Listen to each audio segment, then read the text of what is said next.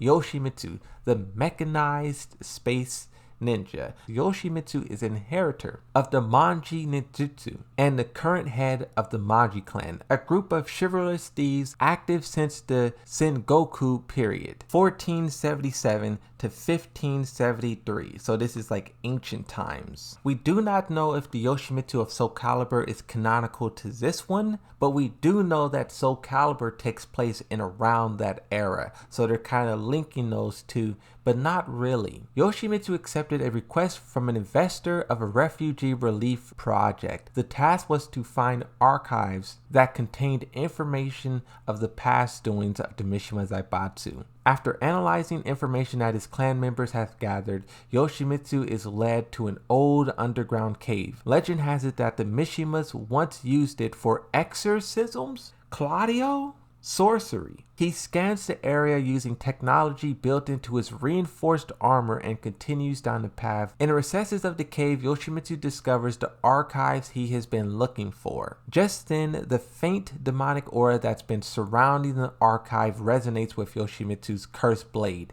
and causes a wave of evil to surge forth. The cursed blade Yoshimitsu, passed down between the heads of Manji clans for generations, is corrupted with an unquenchable bloodlust that eventually drives the wielder insane. In the blink of an eye, the blade infiltrates Yoshimitsu's mind and amplifies his desire for destruction. The blade is corrupting him like we've seen in Tekken 6. Tekken 6? Is this Tekken 6, but instead of a Zell, you have this mysterious temple? Yoshimitsu quickly stabs himself with the blade so he can feed its thirst. Wow!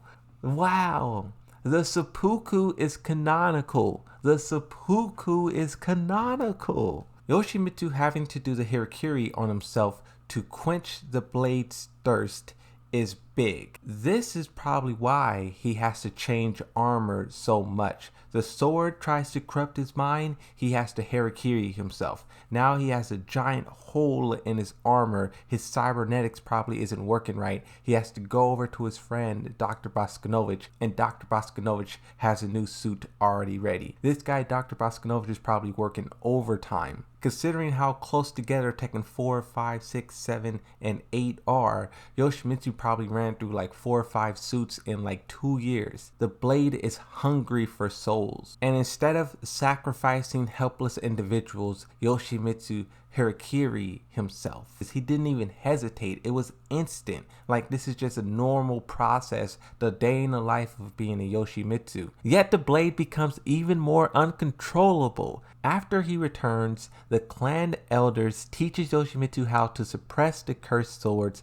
malevolent will. Still, his cursed blade has called out to him ever since the day. In quotes, "If the owner of the voice I hear is the source of the sword's uncontrollable nature, then I will cut it off at its root." Yoshimitsu's ally, Dr. Boskanovich, provides him with the latest reinforced armor before sending him off on his journey out of a secret Manji village to follow wherever his blade leads him. This is a very fascinating story.